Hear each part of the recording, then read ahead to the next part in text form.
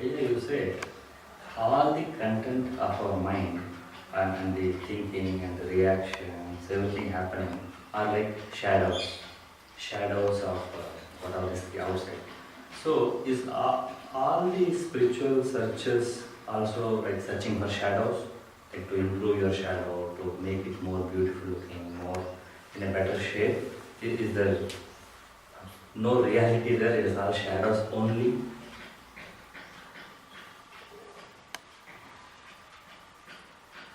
We make it as a shadow. So whenever we convert everything into picture, all pictures are shadow. So we translate everything in the language of mind. When I see a tree, I understand this is a tree. So this is a picture.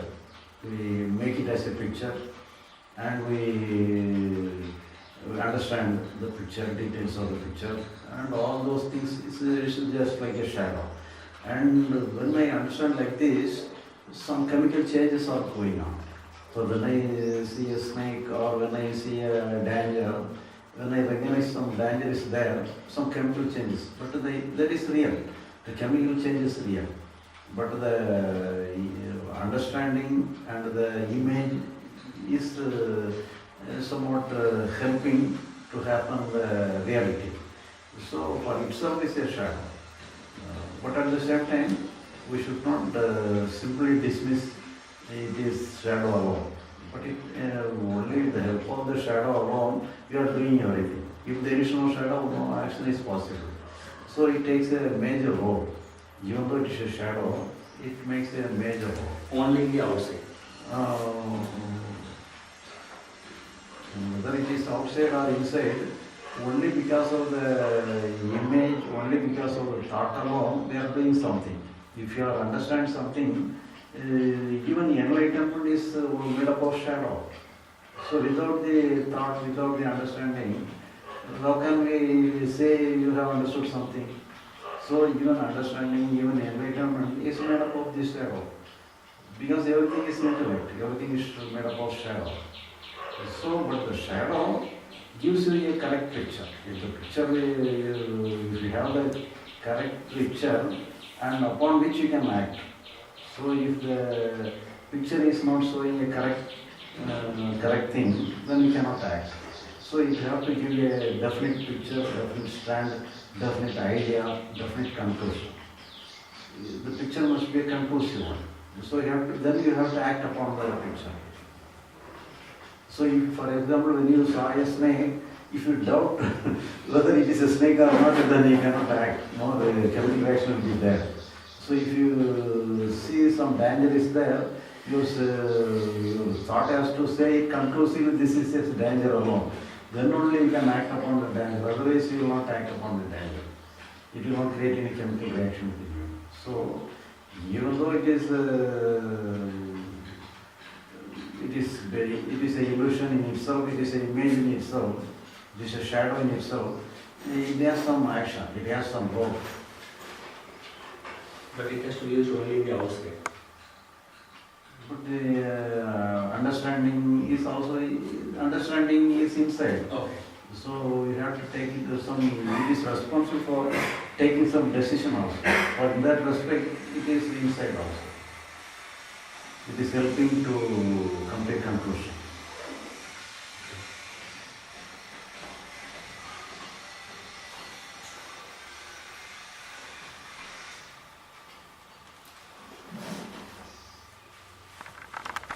We have to make a decision using the shadows which we have.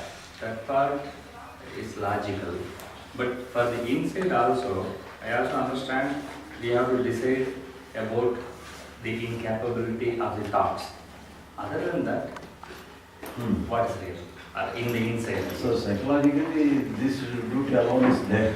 There is only one duty. Yeah. We need not rely upon the intellect. We need not rely upon the thought. We need not rely upon the shadow. That alone is the only thing for the inside matter. But it wrongly decides. We have some work there. We have to have some work in psychology also. Then it entertain a wrong work. So if it has it is said to be have a right work, if you understand no work is within the psychology field. So when there is some wrong work is going on, we have to find out a right work also. If there is no wrong work going on psychologically, there is no necessity to correct it.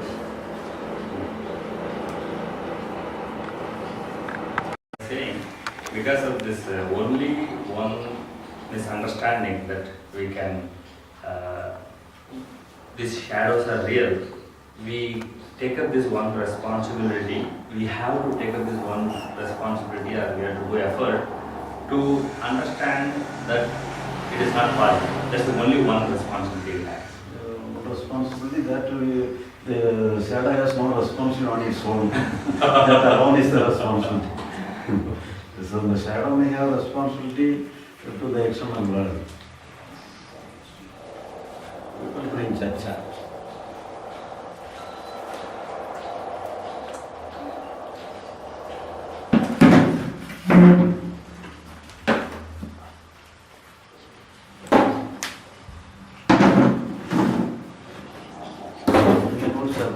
No, chair put it. You can take the chair itself. Comfortable.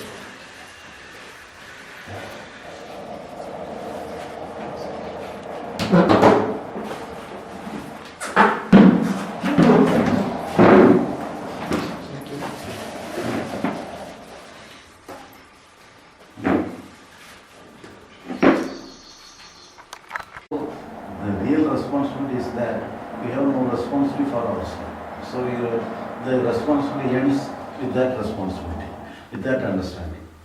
So our shadow is responsible, shadow must have the role if it is related to the external world. So it is a permanent thing.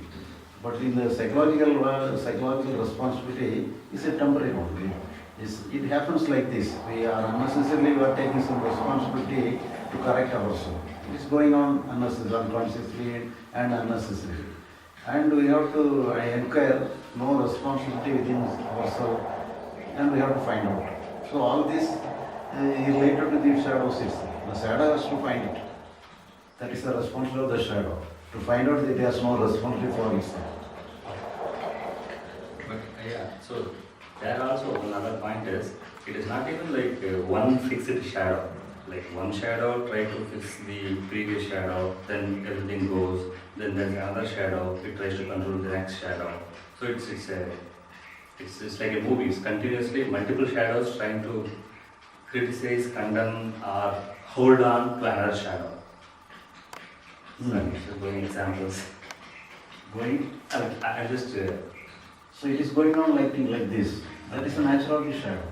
So it is multiplied, so it has some association, it has some link, it has a branch, root, everything it will have.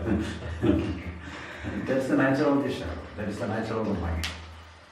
The same technique it uses outside to learn, to multiply, to manage, to change. All those techniques it's using inside with other shadows.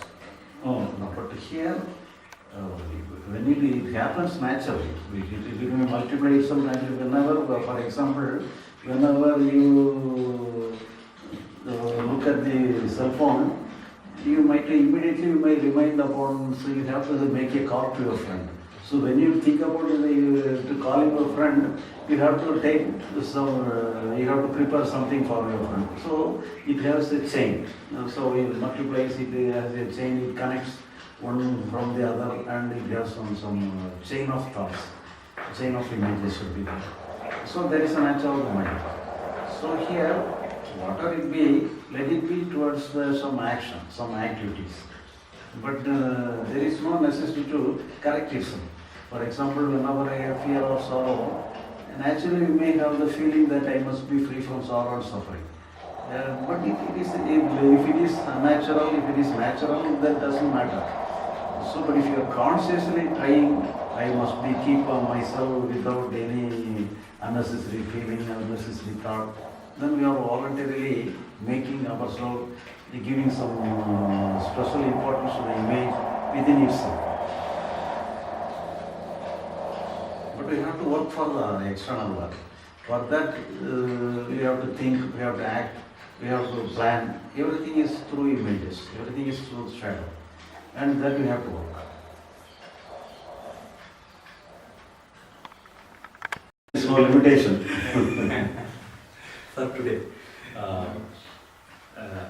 Okay, so now, till now, we believe our thoughts are real. So when I get a good thought, I see my body reacting and chemical reaction coming, either anger coming up. Even I'm sitting here, I can think of a friend, I'm happy. I can think of a person who insulted me. Then I can see the bodily chemical reaction happen, the anger rising and unhappiness happening, I can feel. Now, because I believe both are real, both the shadows are real, both which I like and I hate, these shadows are real for me. For the people who understood that these are all shadows, for them, still will there be body reactions or will they see it just like a passing cloud? I'm not speaking about the day-to-day operation.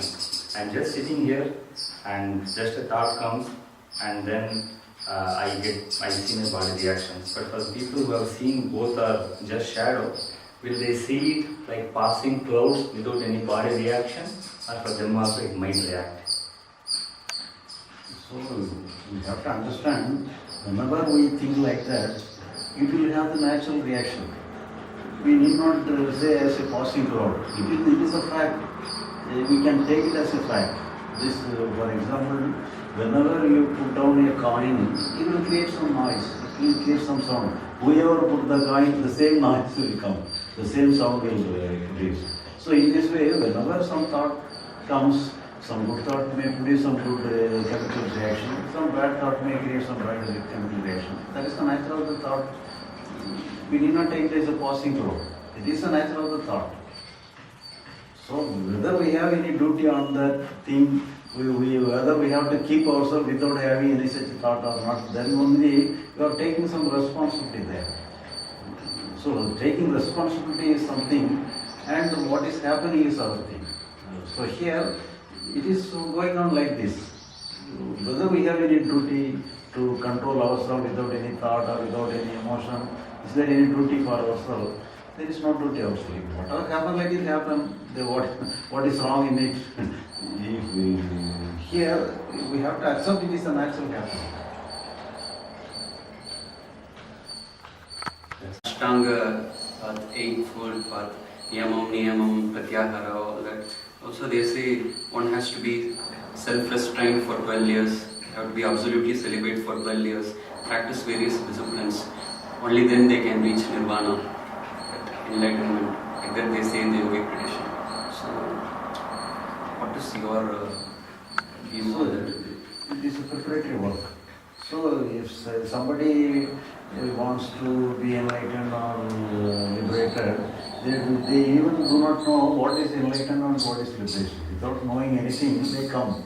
But they don't want to lead an ordinary life. They want to have a special kind of life. They enter. So what you have to teach? So you have to teach him basically. From basic all steps you have to give. So you do this, do that, and you make them available to the different kind of life. So to enter into a different kind of life, we have to behave like this. We have to have some austerities. We have some order in our behaviors, eating and doing some duties. Everything we are making some different kind of order. So that is helpful. So it is only preparation work. So gradually you develop. So that is necessary for the development. But when we are coming to the final step, here no work is there. We have to find everything can be dropped at the last. But here, but at the same time, the basic things you have to follow endlessly. For example, you have to wake up in the early morning and you have to have the right food. That is, even though it is a preparatory, it has to be taken endlessly. For the lifelong you can follow. Some order, some discipline that you can follow. You can have some exercise or yoga or anything to keep your body fit. That you can maintain, that you can go on. But psychological, then only after a long time alone, you have the division, you have to stand what you have to do psychologically, what you have to do physically. Then only you come to the final stage, where you have to drop the psychological world and you have to take the physical world. So in the previously we have to undergo many things. Work before a seeker finally gives up all his psychological control over himself. Is that so? We have to take that as a preparatory work, but at the same time, the beginners may think that this is a good work. So with the intention that whenever we do such kind of work, it naturally will lead to the end thing, the end point. Then only they will have the interest to do the work, follow the principles, everything. So we have to give some idea that it will be a good thing you have to follow, then only we can reach the final thing. And with a good intention alone, they will follow. So for that we can help. But finally, you will come to a stand where psychologically no work is there. So that's the final. But physical work is for everybody, each and everybody, whether they are spiritual seeker or not. The physical work is for everybody. But we are in the psychological world, we are dismissing the psychological world itself. Beginners, they may think that we are going to get something psychologically. With the intention to getting something psychologically, they are working. But finally, nothing is there. You have to end everything. In fact, one of the great masters, Osho, he somewhere says, I have been searching for this life after life. For me to understand such a small thing, it took me so many births. But enlightenment is a very simple thing. So that's what he says about this enlightenment. So, like the same what you say. So enlightenment is, that means nothing to attain. But whenever we choose something to attain, it may take birth after birth to come to the conclusion nothing is needed. So he says he took many births to understand what is enlightenment. But only because of our Adam nature, only because of our abstinence alone, we are selecting, I want this thing. When you are very serious about getting something, then you have to take birth again and again. So you have to be open, and when you are prepared, when you are open and inquiring in an open mind with your sincere seeking, you need not wait for many births. It's a matter of minutes. It is a matter of minutes. If you are open and serious, it is a matter of minutes or matter of hours. So sometimes even simple things takes few births to understand. I'm reminded of the example you give earlier. Like if you decide to build a big house, like a palatial house, it may take many months or many years. But if you decide not to build the house,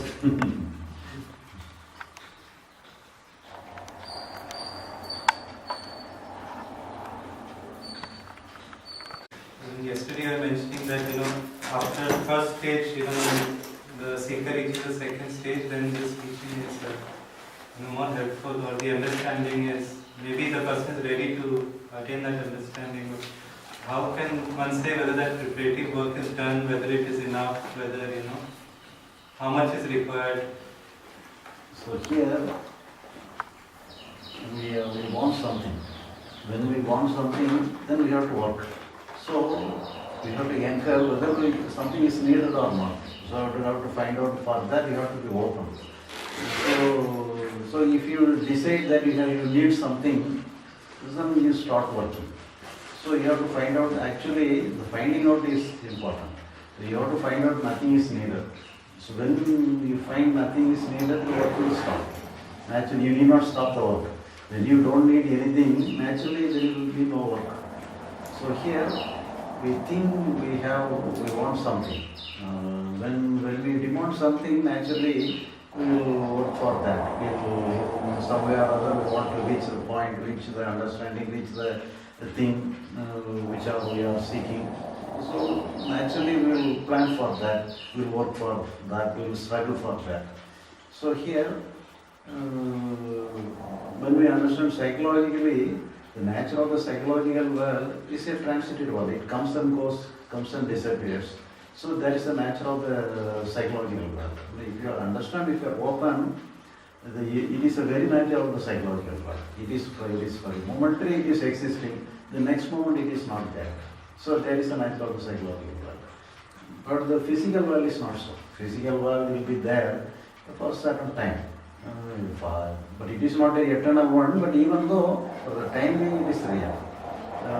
For example, when you build the house, it will be there for at least 100 years, it will be there. But in the psychological world, it is a momentary. Each and every aspect is moving, it undergoes change even within a second. Within a fraction of a second, it is changing itself. So that is the nature of the psychological world. So in that change, you want something concrete. You expect some solid state within the psychological world. So it itself is a wrong approach. So in the psychological world, it must be like the nature of the psychological must be in the form of liquid. It must each and every moment it must be a new one. So new thing alone must be in the psychological world.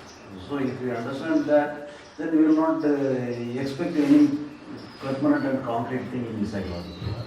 So if you think like that, it is against the very nature of our mind. It is very against the very nature of the psychological structure itself. But our idea may be like this, that we may think whenever we attain some liberation or enlightenment, we may think some great or some strange experience will have permanently forever.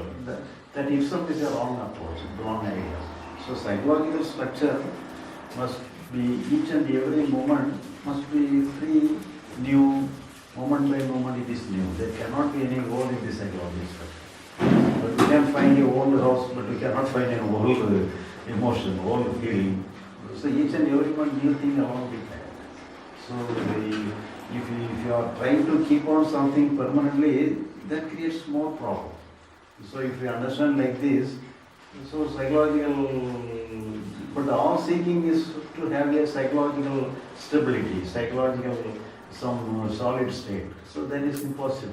So whenever you go on searching here and there, and moving here and there,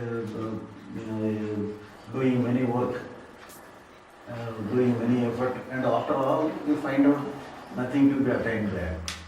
So, if you understand like this, there is no work on your part. So it is only left because of how you take the decision.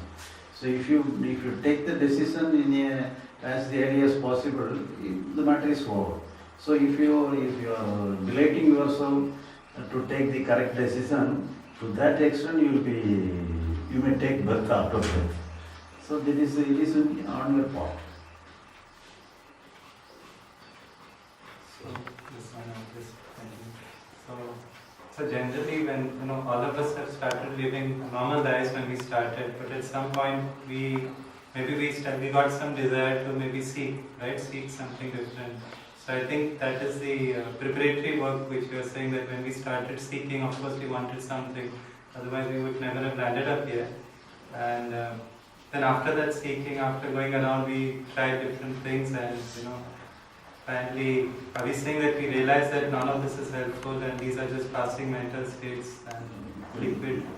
And then we use a little bit, but I am unable to follow the sequence. Okay, I'm just trying to say how usually we would land up here, for example, that we would, first start a normal life, then we'd seek something, then we'd, move around, try to see if we can put in a lot of hard work, do meditation, try to see if we can gain something. And then maybe at some point we realize that this is not helping, everything is, and the mental states are always changing, and these states are all impermanent, you can say. So you may take some years, Yeah. but don't take births. Taking births after birth is not necessary. You may take some years. Somebody may take 1 or 2 years, you may take at least 5 years. But more than that is waste of time. Yeah. I was just trying to say that the very word is seeker. Seeker is someone who's seeking something. Here we are saying, maybe stop seeking. But before that, we may accustom to seek something. But our tradition, because many persons, many teachings are like that. You have to seek something, you have to attain something, you have to get something. So in this way, many teachings are like this.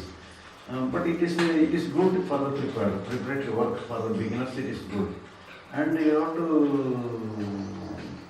have to be honest. Whenever you are honest, you will not be satisfied with the ordinary teaching. So you have to go beyond the ordinary teaching as well.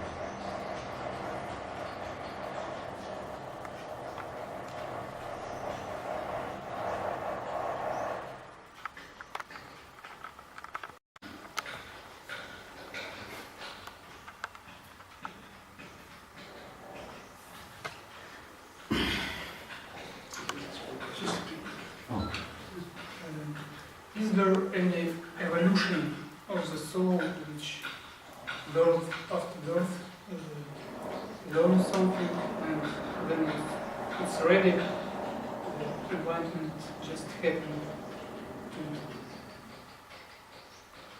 What he is saying, unable to evolution. Evolution in what respect?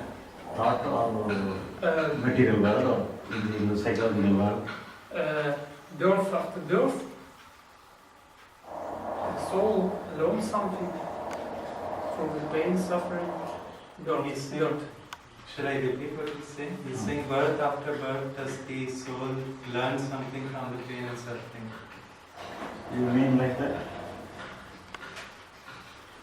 So that is not necessary. Even this. Sorry. So like the destiny, right? Birth after birth, we learn and we go. Is there any purpose? Is there a purpose? Is there a destiny? Is there a purpose for soul?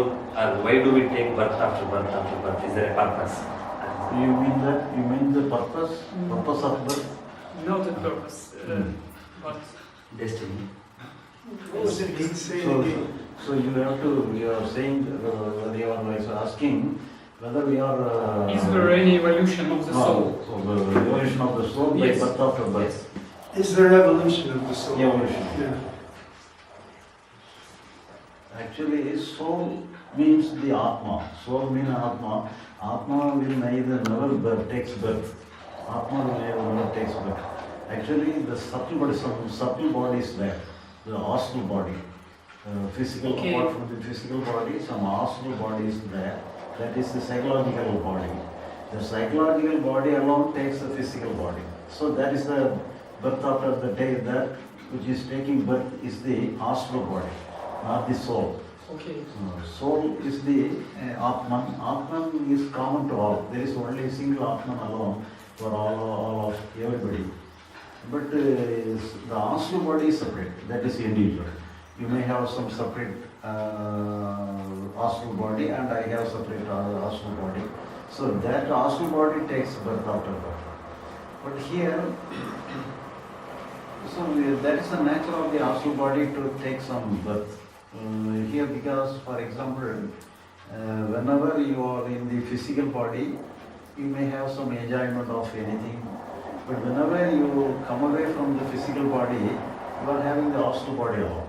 Whenever you don't have any physical body, for example, when you are interested upon coffee or you may be interested upon the ice cream, you may be interested. The same interest will survive even though when you get into the astral body. But you cannot enjoy the coffee, you cannot enjoy the ice cream unless you again enter into the physical body. So we naturally demand the physical body to have the enjoyment. So the enjoyment alone is the purpose for taking some birth. So that alone is the purpose of the astral body. And for that, when we get liberated, we don't find, we need not find, we are not bound by the enjoyment. So So till that you can have to, because you are trying to get enjoyment through the physical body alone makes you take some birth. So here the end for the birth is that whenever you are, when you are not interested upon the enjoyment through physical body, when you don't mind the enjoyment of the physical body, then you don't find any necessity to take the physical body. Till then the birth will continue.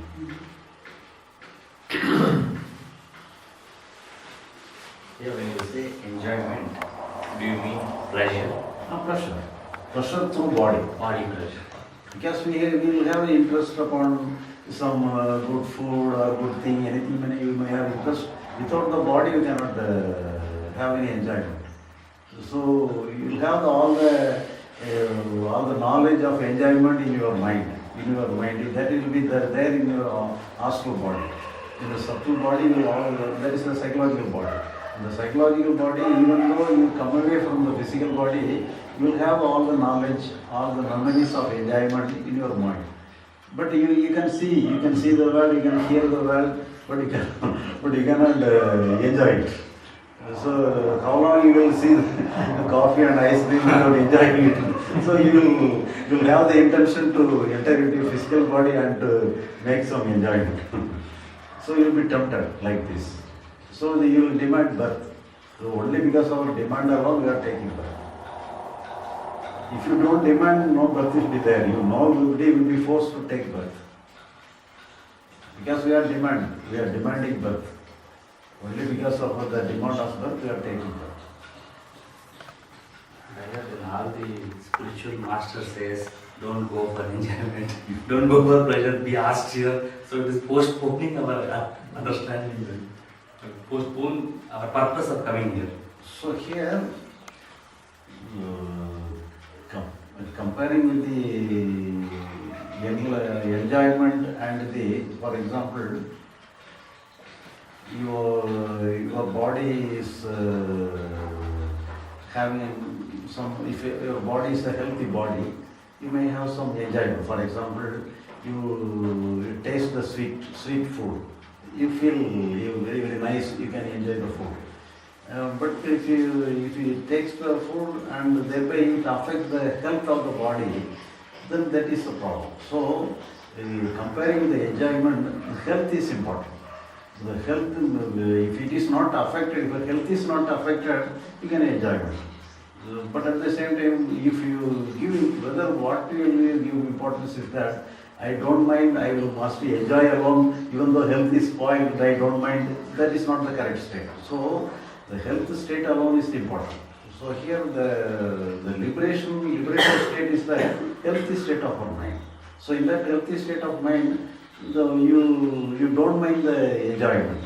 But at the same time, you are not against the enjoyment, but you don't mind the enjoyment. You are not addicted to the enjoyment. So an addiction will not be there. So here, apart from the enjoyment, you will have that is the healthy state of mind. So even beyond the enjoyment, the healthy state of mind is more important than the enjoyment. So if you come to that state, then that is the liberated state of mind. So that is the highest state for the astral body or the psychological body. That is the highest state.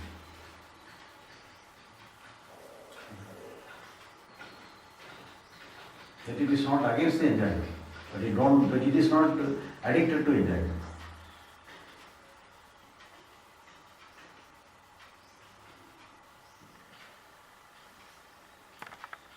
Know that I'm addicted to something. What should I do? If I realize that, yes, I'm addicted to fears, I'm afraid of something constantly. And I realize that I'm addicted to this fear. So here, for certain people addicted to some drugs or any some intoxicants, for example. And when we are addicted like this, actually we enjoy the thing. We enjoy the alcoholic effect, or we are enjoying the drug effect. But when it is affected the health of the body, we want to be free from the drugs or alcohol. So here we are actually we are not against the drugs, but we want some enjoyment. We want some enjoyment through the drugs also, but at the same time we want the enjoyment of the healthy body itself. So here the demand beyond both is that we want some enjoyment. We want to have the healthy body. It is also because we are safe. When we are having a healthy body, we feel we are safe. So whenever we are having some drugs or alcohol, we may feel the enjoyment also. So in both cases also, we are towards the enjoyment of something. One time you are trying to enjoy the drugs or alcohol. In other words, the other time we want to be free from the drugs so that we can enjoy the health of the body. So here, the demand for all those things, beyond all those things, is only some seeking for enjoyment. The seeking for enjoyment is the source. That is in the background. It demands at one time. It wants the benefit of the drugs. The other time, it wants to control over the drugs. So it wants to have control over the addiction itself. So in one way you are entertaining the addiction, the other time you are against the addiction. So you are taking this double role. One time you are receiving, the other time you are rejecting. We are taking both the roles. So here, the basic behind all those things is seeking some good thing, seeking some pleasure, seeking some enjoyment. Seeking enjoyment is the basis for all the problem. So we have to understand the seeking the pleasure, seeking the enjoyment is the real problem. If you know the seeking pleasure, seeking enjoyment is the real problem, then what will you do? So if you do anything, it will be again in the form of some seeking to have some pleasurable state. So seeking a pleasurable state is the basis of your action. So when whatever stand you take, whatever effort you are taking, it will be only because of the seeking some good state, seeking some secure state. So it is again, in another form, it is a seeking of some pleasurable and secure state. So all our action will be a deceptive game within ourselves. So we have to come to a conclusion, we are helpless in a situation. So if you take any stand in favor or against the situation, it is against you. So here you are helpless. If you are free, if you understand that you are helpless to solve the situation, some natural help will come. Because you are trying to solve everything consciously. But if you find you cannot help yourself consciously, some unconscious help will come. So here you cannot solve the problem consciously. So you have to understand this. When you understand like this, some unconscious help will come naturally. That is the only possibility.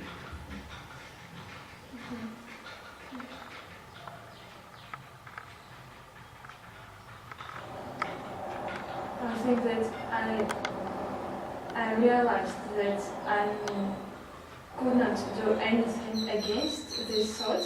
I realized it one time, and then I changed my point of view on this situation. So I just look at my fear from the side. But sometimes this fear comes again, and Fear of what? fear of illnesses, death, Fear of? illness, death. Fear of To be illness. ill, to be ill. அவங்க fear-ஏ வந்து addiction-ஆ சொல்றாங்க. Fear-ஏ வந்து addiction. You say the fear is the problem. You are. Yeah, I So know. the fear, unnecessary fear comes. Yes. So here, you have the intention that you should not have fear, but fear comes. You you have the intention, no fear has to come, no fear has to come. That is their intention. But in spite of your intention, in spite of your interest, fear comes. That's the problem. But you are not responsible. If anything comes without your demand, fear comes, then it is not coming, you are not bringing the fear. The fear comes on its own. But at the same time, you are taking some responsibility to deal with something which we have not brought. But here, whatever comes will go away naturally. But whenever you want to free from the fear, then you are struggling with the fear. When you struggle with the fear, thereby you are giving strength to the fear. Otherwise, if you give total freedom to the fear will go away naturally. Because whatever comes will go away naturally. For example, we are here without any problem, we are in a relaxed mode, we are here. And there is no urgency to go away from the house. We are very fair, very relaxed. But at that time, somebody closed the door outside. What will you do? So immediately you will have some energy to break open the door. So, because whenever you are restricted, we will have some energy to go away from the restriction. So in this way, whenever you take the fear under your control, the fear gets energized. So if you give total freedom to that, it will lose the power and it will go away from you. So whenever you struggle with fear, thereby you are strengthening the fear. So if you don't mind the fear will go away naturally.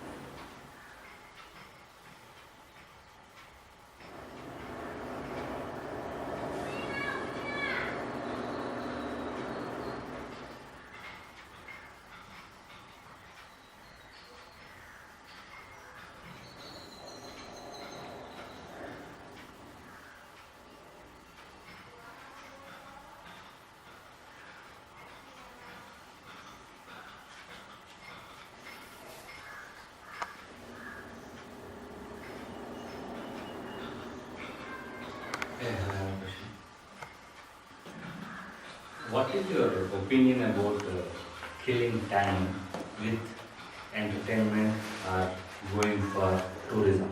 Like lots of people, they have entertainment. That means they want to keep their mind dull. Like even they say, if you go to some of these movies, they say keep your logical mind outside. Because this whole movie is illogical, nonsensical, it kills time. So when we go to lots of entertainment just to kill time, just to keep our mind blank, just to think of something else.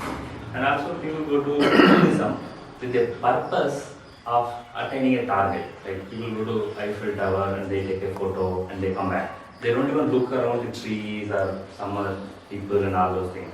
Their only purpose is to go to a tourist spot, take some photos and come back without even enjoying every minute of the journey. Like instead of being a traveler, they are like a tourist. So what is your opinion about this whole thing of killing time using entertainment?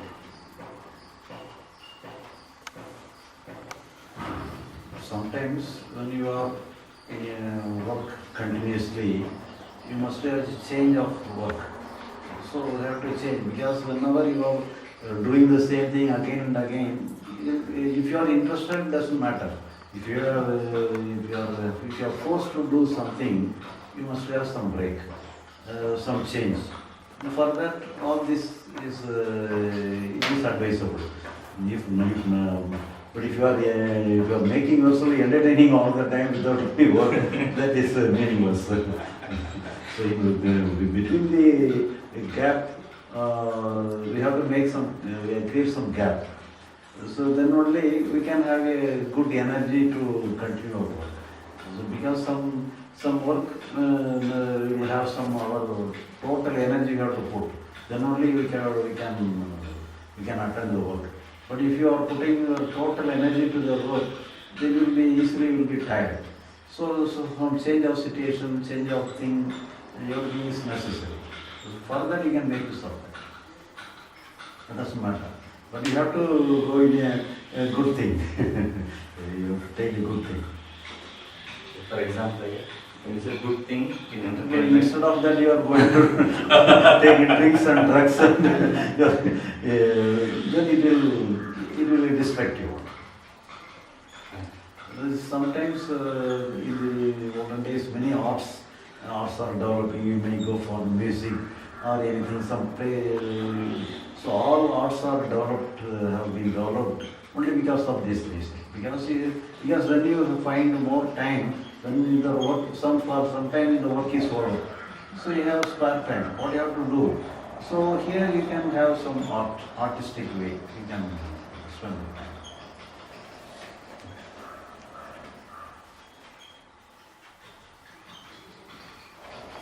Is about choiceless awareness. So how does it fit with this understanding which we're talking about, or is it a different thing altogether?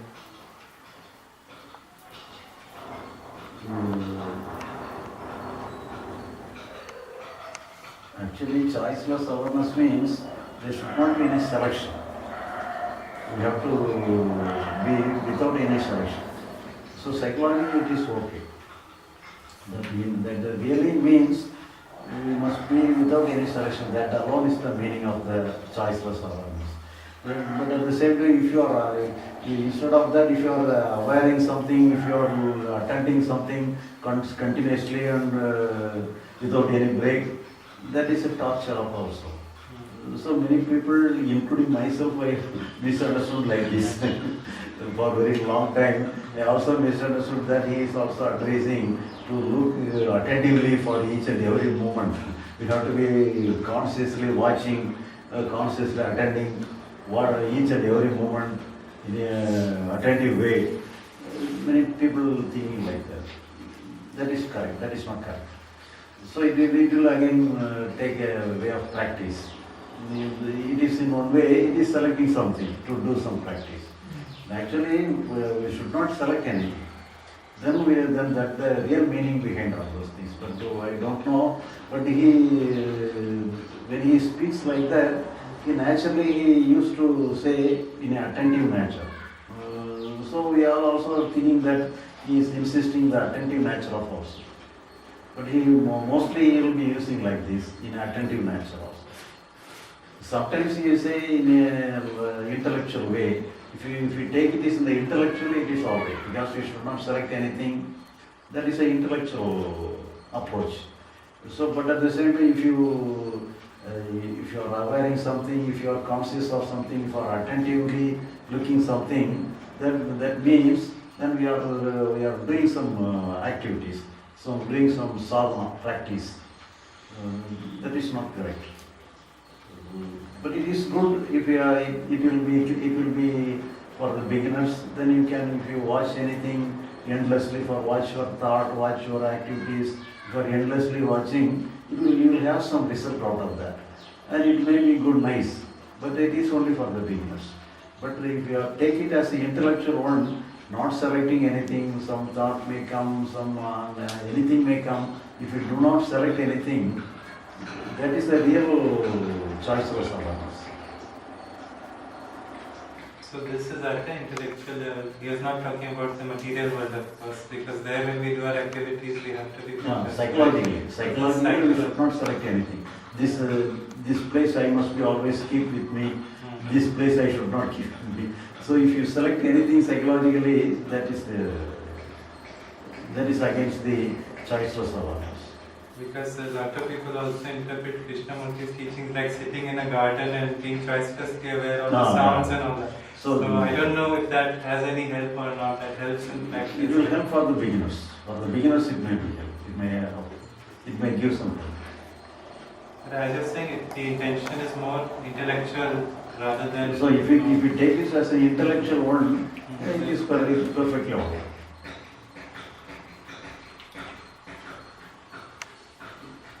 Most of the masters are greatly misinterpreted rather than understood in the right way. That happens quite often.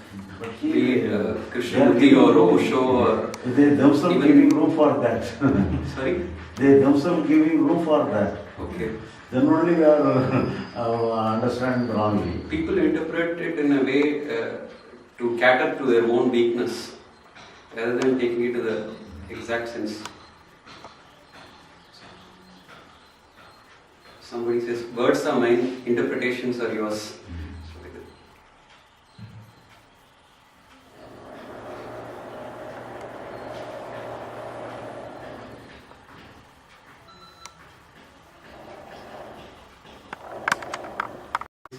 He used to put a lot of emphasis on beauty, seeing the beauty in nature or beauty in different things, and he used to say something like that it helps in some kind of spiritual development. And a lot of us come to Tiruvannamalai. Originally, we have been coming to Tiruvannamalai because of, for example, the mountains. So we feel something special here. So does that have any role in this understanding or this spiritual practice? Beauty or even whatever outside things. So for example, the other examples in Tiruvannamalai, we feel a lot of I don't know what to call it, positive energy or some energy. So does this also help in somehow in getting this understanding? But good atmosphere is necessary. So some good for any good thing, some good atmosphere is necessary. So in that respect, some good atmosphere, we can seek some good atmosphere. Instead of, for example, whenever you are interested upon the spiritual well, if you are doing some work or anything, if in a good atmosphere, it will be nice. So if you are the atmosphere is not good and you have to make everything in a worse condition, and in that situation, doing some good practice or anything, some discussion or thinking, everything will be disturbed by the circumstances. Further, some good situation, so in that respect, we can make it account.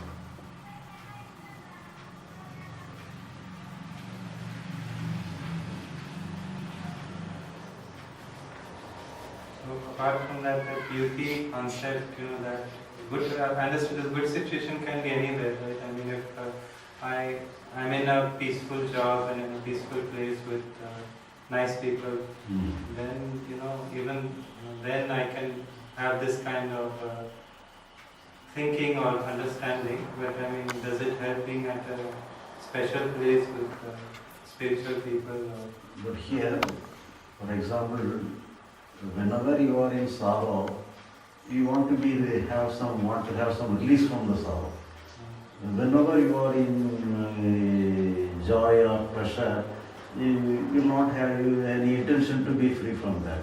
So actually, comparing with the joy and the pleasure, the sorrow is helpful, more helpful. So then only it will have some inducement to go away from that. So here, what is giving you the urge to get you so free, it may be treated as a good one. But at the same time, we should not advise go to entertain sorrow and suffering. We cannot teach like this.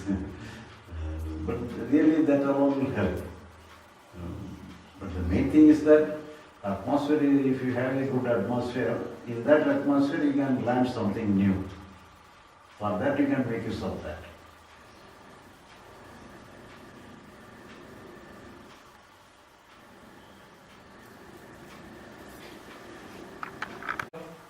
Why don't you sit here? I can just like.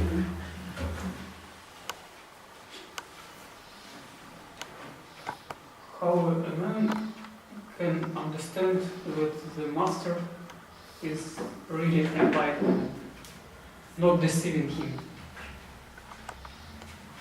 not only pretend.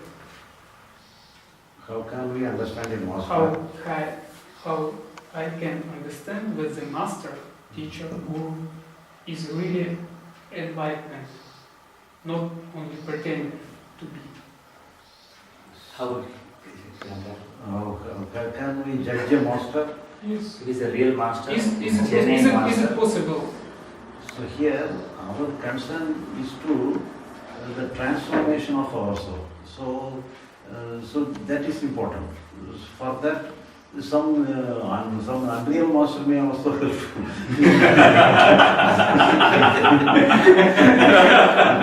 So if you try to measure the master, that is not necessary. We have to measure ourselves. We have to measure the blossoming of ourselves. For that, whoever helps, we can make use of that. That alone is enough. Sometimes for the beginners, the real master will not give you a great help. They cannot have any communication with the real master. Some ordinary master is enough. So we have to enrich ourselves, we have to develop ourselves, we have to separate ourselves gradually. For that, the real master may not be useful. Some ordinary master or ordinary thing may be useful. So everybody having some. The real thing is that you have to learn, you have to blossom. That alone is the thing. So you have to think on your point of view. You have to think and understand on your point of view.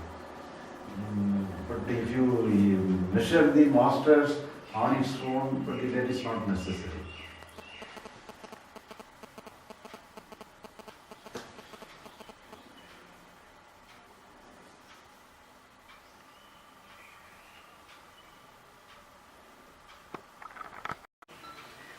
In science, everything is documented, everything is shared, everything is validated, and then everything is updated over time, and it grows, right? And it's also easily growable.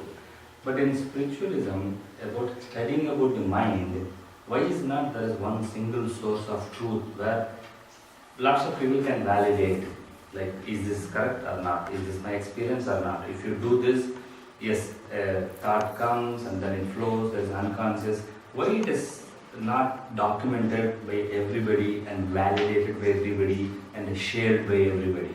Because why is this not become a science? Even though it is not an object, but my experiences are real. So why is not this documented and shared and distributed and validated across the globe? It can be made as a science, but if it is related to because it is related to the mind, related to the function of the mind, you can make it into the science itself. If everybody contributes, we can make it as a science. Still it has a potential. So how you participate there, then we can make it as a science.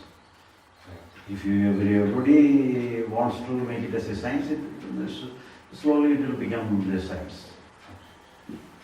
Because everybody's mind structure is very similar. When our bodies are similar, the way our mind functions, thought comes and the perception happens and physical body, and it's all very similar. But in the spiritual world, enlightenment and liberation is the highest thing. But they are associated with the spiritual world with some mystical experiences and mystical powers. So that is not related to the enlightenment liberation. But when they are related to this thing, so we are making the spiritual world in a complicated world. Otherwise, if you take liberation and enlightenment, it is a pure science. We can make it as a pure science, and everybody can contribute, and everybody can. We can have a clear idea, clear picture that everybody can understand, easily make available of that. We can make it as a pure science, if it is purely related to the liberation and enlightenment. But that is the highest role. But the mystical part is not related to the spiritual world. That is not related. But many persons are relating them. Thereby they are getting some name out of that. But that is not the real spiritual world. But if you take the liberation and the enlightenment alone into account, we can simply make it as a science. Is there any name you want to give to this science? Name? What is the name of this science? Like physics, chemistry, biology, there's so many names of branches of science, biochemistry, and there's hundreds. So this Are you thinking of giving a name for this science? Enlightenment science. Science of enlightenment. You can select.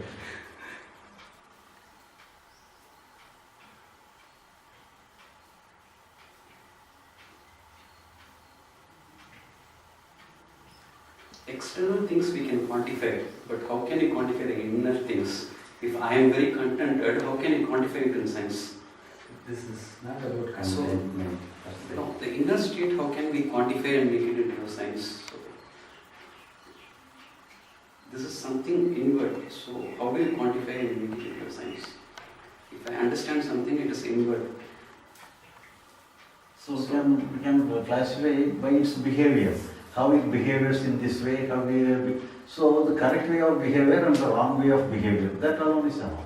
So if you codify what, if we say correct behavior, this is wrong behavior. Even then there can be contention. Even Krishna, who is accepted as avatar in Hinduism, Jains say he will go to Naraka because So he then killed so many people Then in we the are war. bringing the So even- mystical part. If you bringing the mystical part into the scene, then it will be complicated. No, even the behavior, outward behavior cannot be quantified in that case. Because one group of people, Hindus say he is an avatar, but Jain says no, he will go to Naraka because he killed so many people. So it's very difficult to quantify as So such. we can talk about this after this. Okay. Quantification is not the only parameter. We'll talk. There is an organization, I think they call it Science of Mind. Science of Mind. So, it's possible.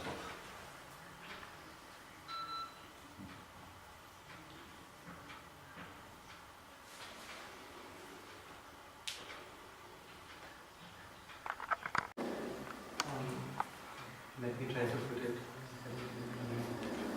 So my question is around boredom. When we feel bored, that also creates conflict. So what exactly is boredom? I understand what you're saying, that it is maybe we can consider a natural state of mind and not do anything about it. But why does that happen? Because it's difficult to be aware of that. And it's I think it's more complicated than some of the other emotions and feelings that we have. Actually, boredom means you have to do some work, but you have not selected any work. So actually it is an inducement for a work. You have to take the boredom as an inducement for a work. So if you have some work, naturally you won't have any boredom. So as you have not selected any proper work, so the boredom comes and induce you to select some work. So you have to go to some work. So that is you have to take the as a sign of demand for work.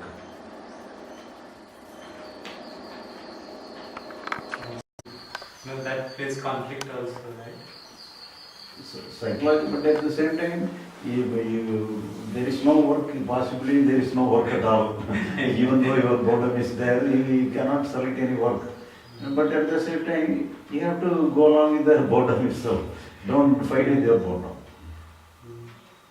Because the outward tendency is always to distract yourself.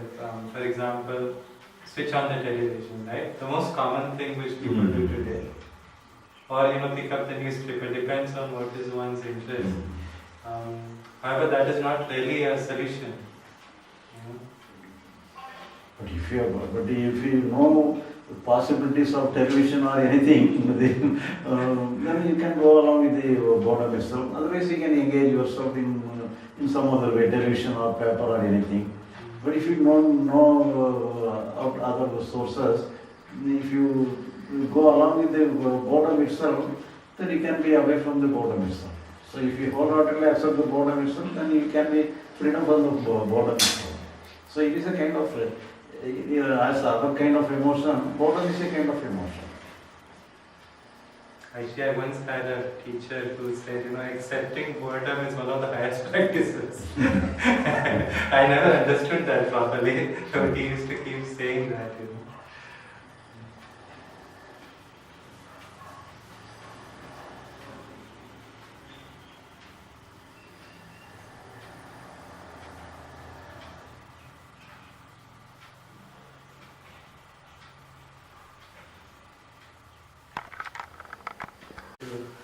confirm what I've understood.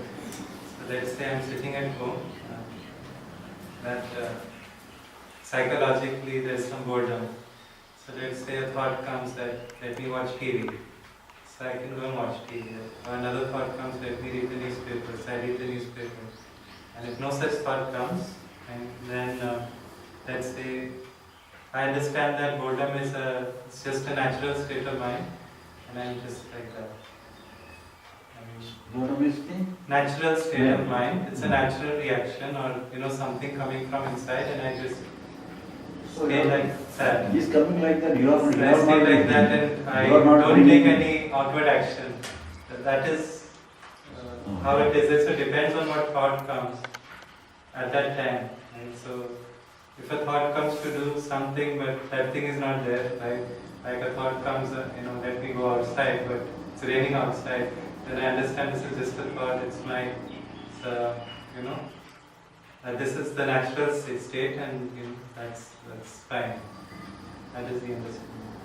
So boredom comes, Yeah. and you have what kind of thought you have?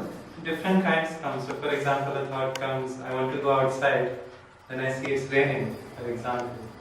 Then I understand, okay, this is just a natural state. I can't go outside. So here, so if you understand what is liberation, after liberation, whatever comes, let it come.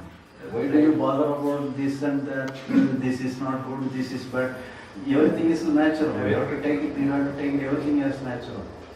When you struggle with yourself, you can endlessly struggle with yourself. But if you allow everything on its own, but when you give total freedom to everything, it will look after itself. You need not worry. You need not look after anything. You have no duty to look after anything. If it is necessary to make use of the thing for the external use, you can make use of the thing. If it is not necessary to any use, you can take this as a natural thing. Right. So, if a thought comes, I'm feeling bored, let me watch TV, but I know it will waste my time, so it's fine, I won't watch TV. So don't find fault with I'm anything. not finding fault, it's okay. That thought came, it's a thought. Yeah.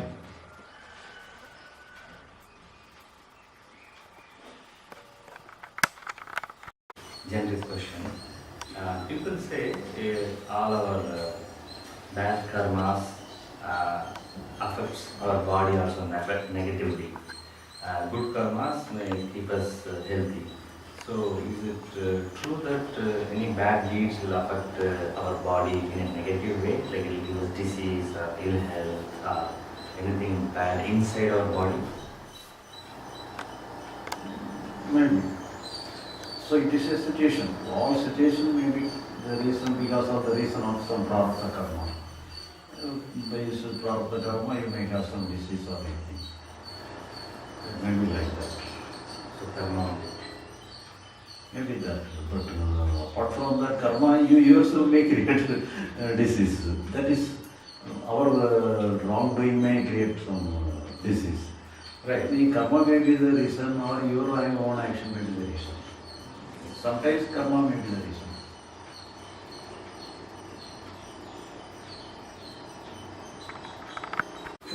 Maybe I can help you. Do you have a laptop or personal computer? Laptop? Yes. Yes, laptop is there. I can find some application software that will cut off the silence from the recording. You can also And solve you Edit- will edit. not press the record and stop, record and stop. Do you need this? He can do something so you don't have to keep stopping it and starting it. You record all the satsang, and then through this program will cut off the silence between the questions. But we have It will be easier. After recording, we have to Yes, edit yes. for edit. Yes. And we can make use of that. Mhm. And if we install the software, we can make edit to that. Actually, some of the newer recorders, they automatically, put, they'll cut off the part where nobody is speaking. And only when somebody speaks, they'll record. Or maybe this option is there. Maybe Might it's there, we don't we'll know. check. Yeah. We can check. It looks The it addition, might happen. this is also there, but sometimes it may use, that may it might use, but it is, but if it is having some option in the laptop, so now we can cut the necessary portion. Maybe in this dictaphone is an option to start only the That's a sound. then the sounds and all this. But sometimes unnecessary sound may come around. So you can also give a cut. If someone starts drilling a hole in the neighborhood, automatically to start recording these things. Yeah.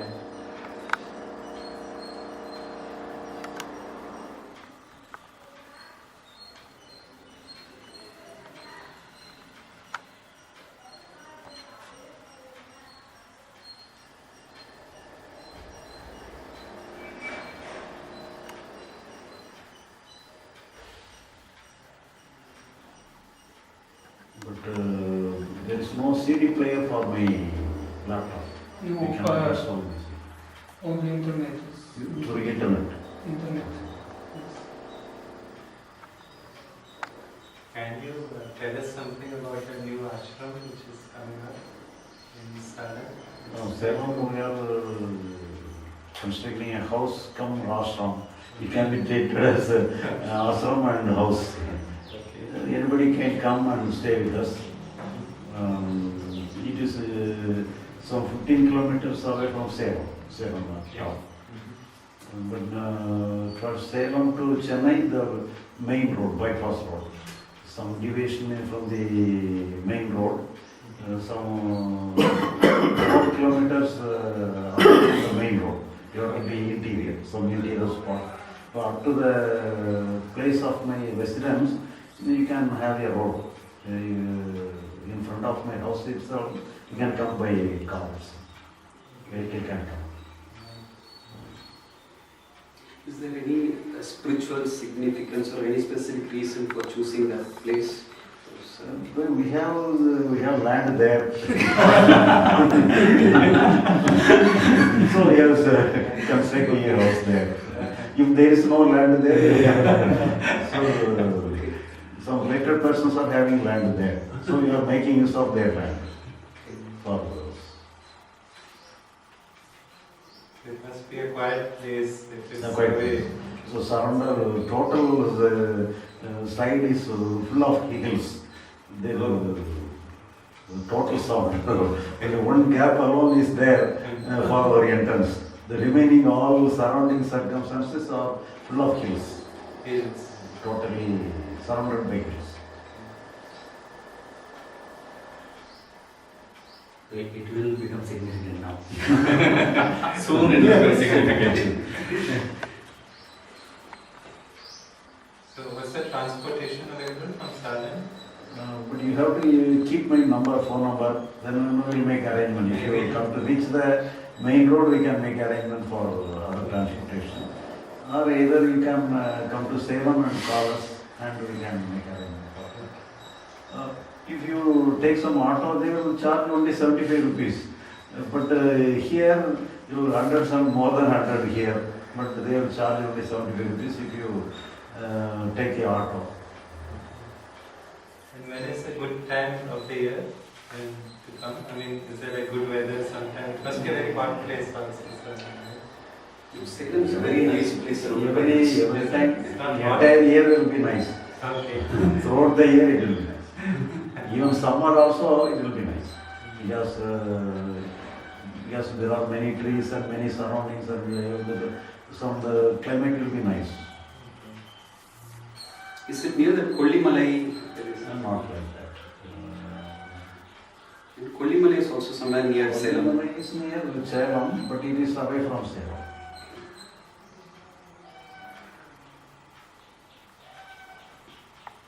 I'm not sure the Salem is exactly. I think it's. Is it? How far is it from here? From here, 150 kilometers. Okay, southwards, I think. Right? South. Here, see, There this are- is Roman way. Oh, it's not that far, okay. Yeah, Also, and you will come to. I must have changed also. Yeah, lots of times. Right. And this is the map for that route map. Okay, yeah. Which is- I took this yesterday. Yeah. Okay, I see. This is the main road, I think. I You may keep took one yesterday. One is for you. I took one yesterday. Other days. Yeah, I took this one.